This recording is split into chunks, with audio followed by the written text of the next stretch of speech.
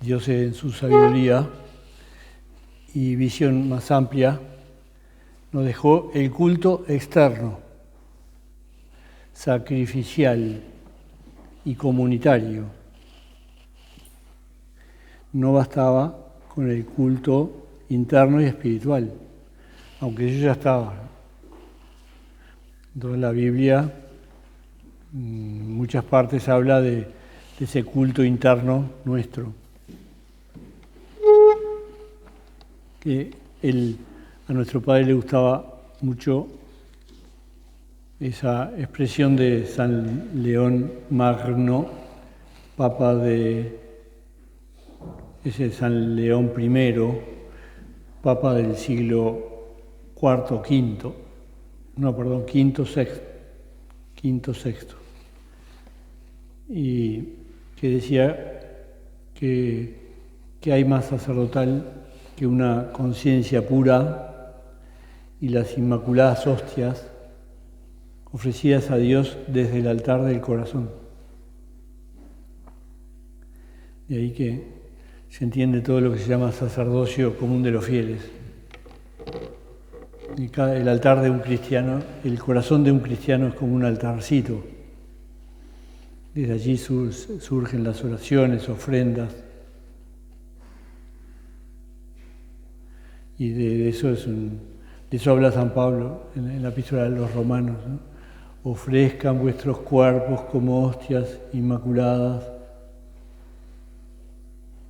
Y ese es vuestro culto espiritual y razonable, dice San Pablo en el capítulo 12 de Romanos. Es decir y de hecho cada cristiano es como Jesús. Cuando vivimos de verdad la vida cristiana, es como Jesús presente en los cristianos, en cada uno. Es Cristo. San Pablo estos días lo hemos leído. No soy yo que vivo, es Cristo que vive en mí. Y un poquito nosotros, salvando las diferencias con la santidad de San Pablo, un poco también tenemos eso. Y por eso a veces te salen sentimientos como los de Jesús. Y cuando rezas el Padre Nuestro, por ejemplo, y lo rezamos en la misa, y lo rezamos cada uno por nuestro lado, ¿no? El Padre Nuestro es la oración de Jesús. Jesús oraba así. Pero no basta. De hecho ya el Padre Nuestro dice Padre Nuestro en plural, ¿no? Jesús nos decía, cuando ustedes recen, digan esto, Padre Nuestro. A Jesús le gustaba que tuviéramos una oración común, que rezáramos juntos, también cada uno por su lado, obviamente. Y él se apartaba a veces y oraba a solas, por ahí mucho, me parece, a cada rato aparece en el Evangelio, Jesús orando por su lado. Se apartaba un poquito y oraba, solo, ¿no? Pero él, por dentro de la oración de Jesús sería el Padre Nuestro, más o menos. Esa es la estructura de la oración de Cristo, por eso nos enseñó así. Y después nos dejó la misa, ¿no? Hagan esto en conmemoración mía, ¿no? No le dijo a cada uno, ¿no? Tú, Simón, hace esto en conmemoración mía. Juan, hace esto en conmemoración mía. Santiago, hace esto en conmemoración. No, le dijo en plural, a todos. Hagan esto en conmemoración mía. Nos dejó Jesús, como todo el culto del pueblo de Israel en el Antiguo Testamento y el culto de la Iglesia, no lo inventamos nosotros. Nosotros no se nos hubiese ocurrido inventar la misa, no se nos hubiese ocurrido. Pero ni nos imaginábamos que Jesús nos iba a dejar su cuerpo y su sangre para ofrecerla en el altar. Y en el Antiguo Testamento es lo mismo. Es Dios que instruye a Moisés. y le dice ahora esto, y este sacrificio por esto, y este sacrificio por lo otro, y no sé cuánto, y la fiesta de Pascua, y la fresca de los ácimos, y no sé qué, ¿verdad? Todo lo instituye el Señor. Es un culto mandado. La misa es un culto mandado. Hagan esto en memoria mía. Y por ese mandamiento de Jesús seguimos celebrando la misa. Es decir, que Dios, a más de la vida interior de cada uno, que también Jesús hablaba de la vida interior, decía cuando quieras hacer oración, entra en tu habitación y cerrada la puerta, habla a tu Padre que está en el cielo. O cuando hagas sacrificios, perfuma tu cara para que nadie se dé cuenta. Es decir, que hay un culto interior. Eso es humano totalmente. Los hombres de todos los tiempos elevaron a Dios plegarias, desde el hombre primitivo. A poco que intuyó que existe Dios, ya le oraba y le ofrecía cosas. ¿Y qué le podía ofrecer? Y bueno, los frutos de la tierra y otros sacrificios, lo mejor que tenía, ¿no? A veces se equivocó el hombre antiguo y exageró y ofreció sacrificios humanos, ¿no? Lo mejor que tenía, ¿no? Era un error que después Dios corrigió, porque cuando le dijo a Abraham que sacrifique a Isaac, y Isaac subieron los dos al monte Moria, y Abraham, obediente, iba a sacrificar. No era tan raro que Dios pidiera eso, no, que las religiones actuaran así en aquellos tiempos.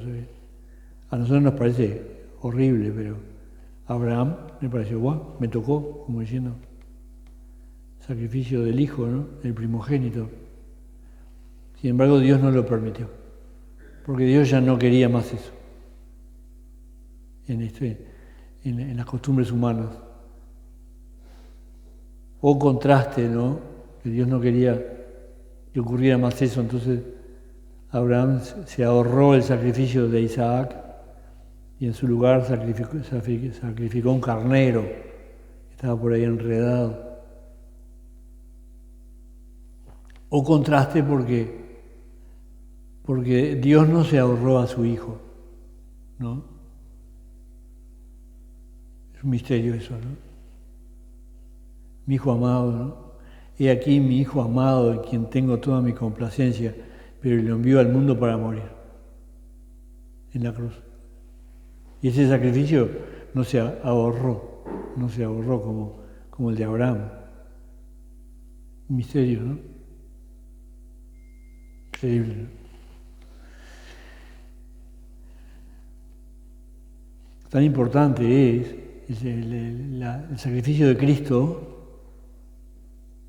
la Pascua de Cristo, pasión, muerte de Cristo y resurrección, que Jesús quiso que quedara como memorial. Como los hebreos recordaban la Pascua de Egipto, la noche de la Pascua, aquella vez que sacrificaron el cordero, tomaron un poquito de su sangre y pintaron el dintel externo de la puerta de cada casa.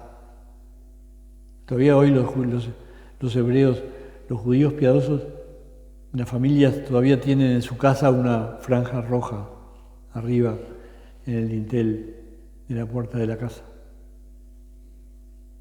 recordando la sangre del cordero. Y nosotros no tenemos ninguna señal necesariamente en la puerta de la casa, pero vamos a misa, por lo pronto los domingos, y después vamos a misa todos los días si podemos, ¿no? Memorial del Señor que centra nuestra vida espiritual. Nuestra vida espiritual es individual, pero después vamos a misa, y nos juntamos en la asamblea. Dios, en su sabiduría y visión más amplia, además que nos comprende antropológicamente. Dios nos conoce muy bien a los hombres.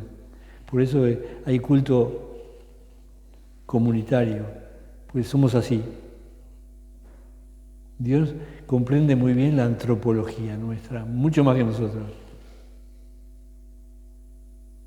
Por eso no nos dejó rezar cada uno por su lado. Nos dijo, bueno, cuando recen el Padre Nuestro, en plural. Y lo mismo nos juntó acá, en este lugar está el altar santo, un poco apartado de la nave, lugar del presbiterio, el lugar de los presbíteros, como el templo de Jerusalén, el santo de los santos, el lugar del altar, el lugar del sacerdote, el lugar del pueblo. Y le damos mucho, ¿no? La misa es porque nos la mandó Jesús, pero después hay que pensar que tenemos mucha tradición de los judíos, herencia. Nuestra religión es judeo-cristiana. Jesús era judío, Jesús era hebreo. La iglesia nació hebrea, todos eran judíos al principio. Toda la iglesia nació en Jerusalén, eran todos judíos. No había ninguno que no lo fuera. ¿Había algún por ahí? Sí, pronto hubo algunos extranjeros, como San Lucas, que era griego. Y capaz que San Lucas fue discípulo de San. Ahí nomás, quizás enseguida de morir Cristo, ya él ya conoció por algún lado el cristianismo y se hizo cristiano. Pero al principio eran todos judíos, por lo menos lo que aparece en los evangelios y en los hechos de los apóstoles.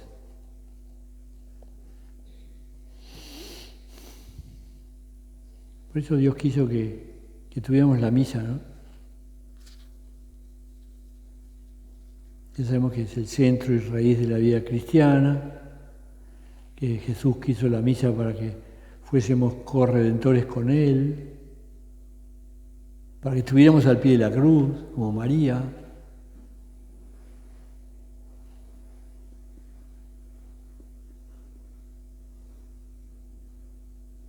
La misa se llama Eucaristía porque se da gracias. En la misa adoramos y alabamos a Dios, por eso el fin latréutico, la tría, adoramos a Dios, ¿no? El fin expiatorio porque expiamos los pecados con el sacrificio del altar, el fin propiciatorio porque volvemos a Dios propicio hacia la humanidad, porque la humanidad se salva con este sacrificio, el altar, ¿no? La misa salva el mundo.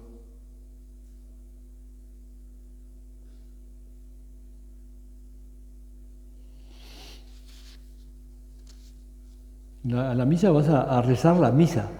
La misa la reza el sacerdote en voz alta, pero los fieles rezan la misa con el sacerdote. Por eso no tiene sentido en la misa ponerse a rezar el rosario, por ejemplo. No pega ni con cola. Está en la misa rezando el rosario, porque en la misa que está rezando la oración de la misa, sobre todo la plegaria central.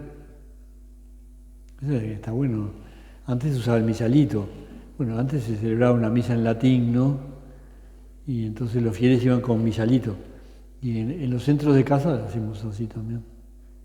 El latín es una lengua formal, universal de la Iglesia. Pero después, los sacerdotes por ahí celebramos en castellano, por supuesto.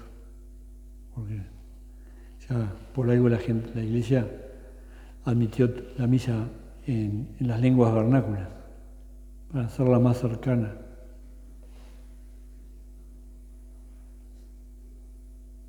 Pero los fieles, la Iglesia llama a los fieles a participar de la misa, pero no quiere decir que uno tenga que pelearse por la lectura, por hacer lectura, o como a veces uno ve, ¿no? Que hay piña por subir al presbiterio, ¿no? Hay piña por subir al presbiterio, por ahí, ¿no? Nosotros no, bueno, si tenés que subir al presbiterio como hoy algunos de ustedes va a hacer la lectura, está muy bien, está perfecto. Pero la participación de la misa es rezarla. Rezar la misa. La misa tiene que ser un gusto, ¿no? Para nosotros rezar esa oración, ¿no? Qué lindo es llevarla a la oración, ¿no? A tu oración, llevar la oración de la misa.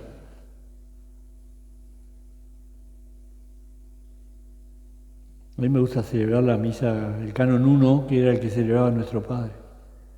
Pero habitualmente lo rezo cuando estoy en centros de casa. Y acá también.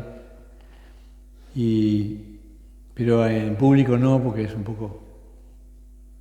Hay otras más sencillas, no sé. Es muy piadosa, ¿no? Muy piadosa y muy rica. Pero quizás el nivel de la gente por ahí no llega tanto. Pero hay que adaptarse un poco al público.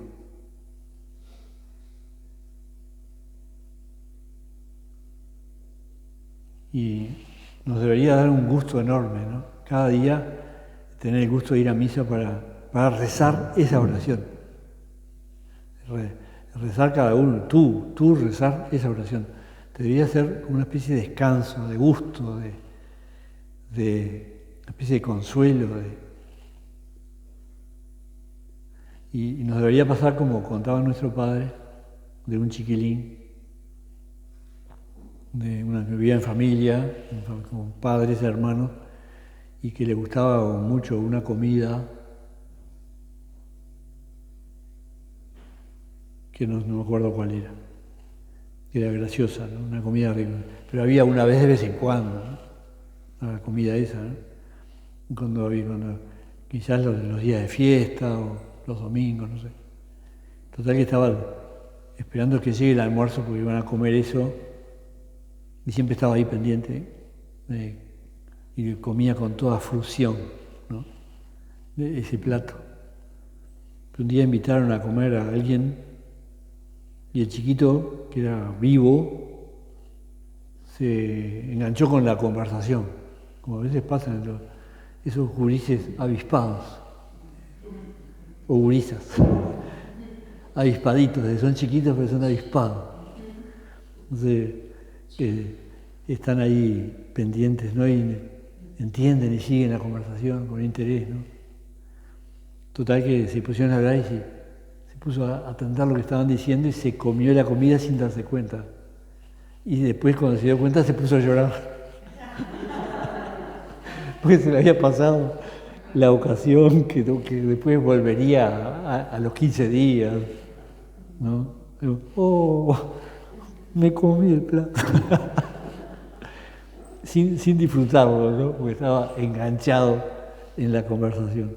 Y a nosotros nos debería pasar igual en la misa, ¿eh? Se nos va la misa distraído. ¡Qué chambones! Nos debería ponernos a llorar, ¿no? Como el niñito, ¿no?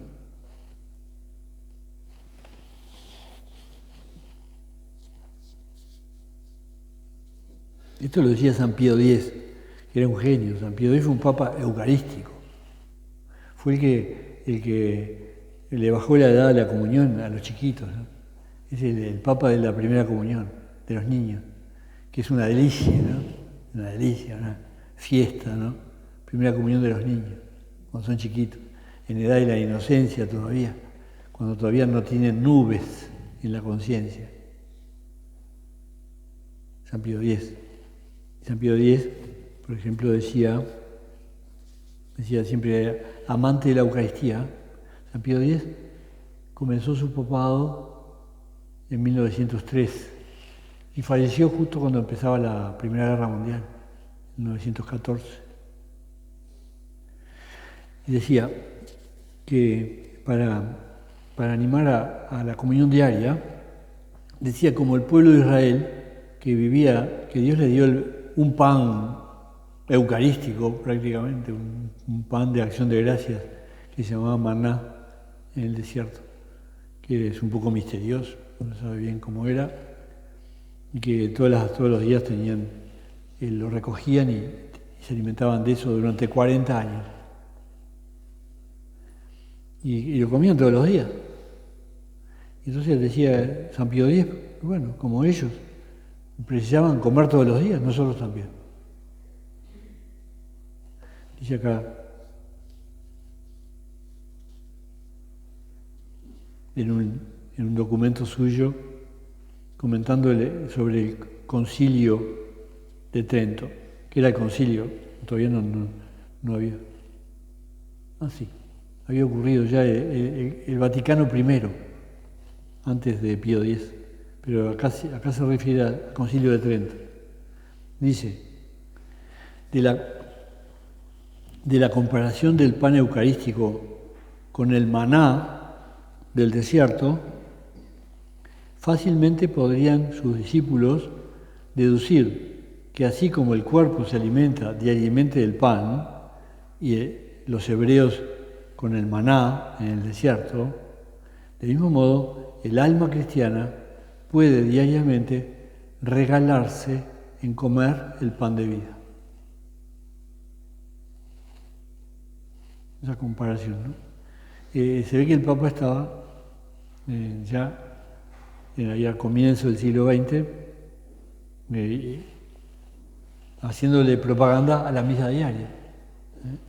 La misa diaria ya viene, hay referencia de misa diaria desde San Ambrosio, siglo V, pero probablemente ya antes ya hubiera. San Ambrosio, él habla de la misa diaria. Mucha herencia de la sinagoga, toda la lectura, toda la parte de lectura y la parte del sacrificio, el ambón y el altar, que ahora la iglesia actual lo resalta. De hecho, llama a los arquitectos a hacer un ambón, señor, ¿no? Señor ambón, ¿no? De piedra, como es ese, de piedra y fijo, además, fijo de piedra, no portátil. La lectura, ¿no? Las lecturas y el altar, como las dos partes de la misa, herencia del Antiguo Testamento. Y en la misa rezamos, porque nuestro Padre decía que todo nuestro día debería ser una misa, porque nos levantamos y ofrecemos el día ya. Intentamos hacer todo un día una misa, una ofrenda, ¿no? En eso se juntan el culto interior que le damos a lo largo de todo el día, unido al culto externo que es la asistencia a misa, ¿no?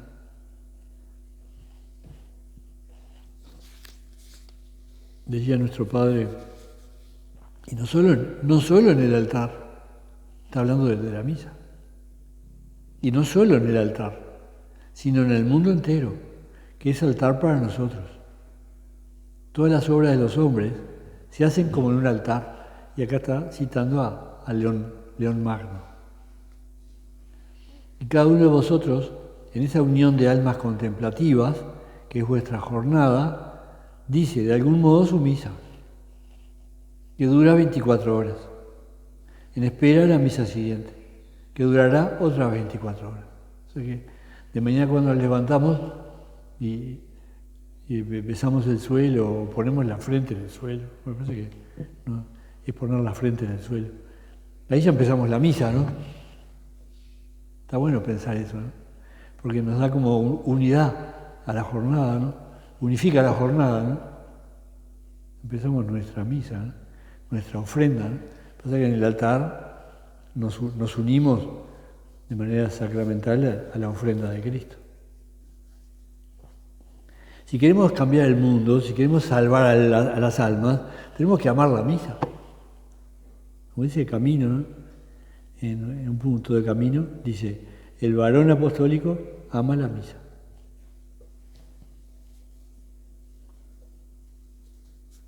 No es que nuestro padre fuera misógino, porque era de otra época, ¿no?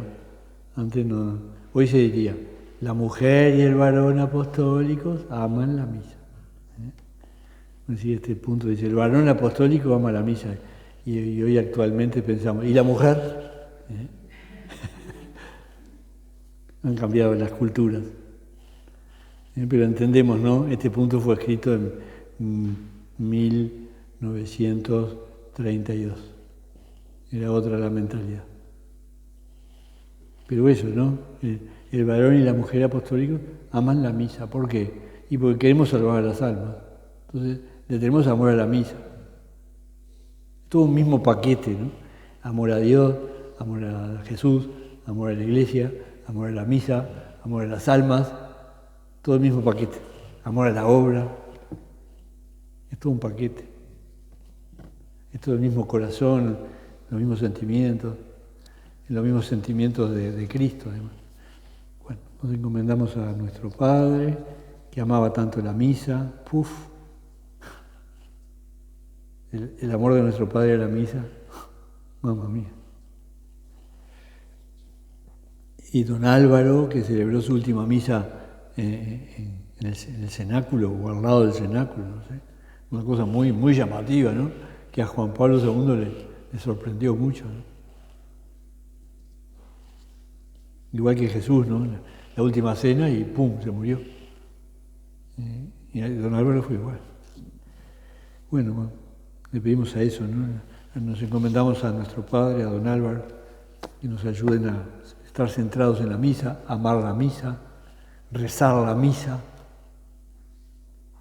y tenerle ese gusto, sentir esa dulzura, ¿no? Pero el Señor, sentir esa dulzura por las cosas santas del altar.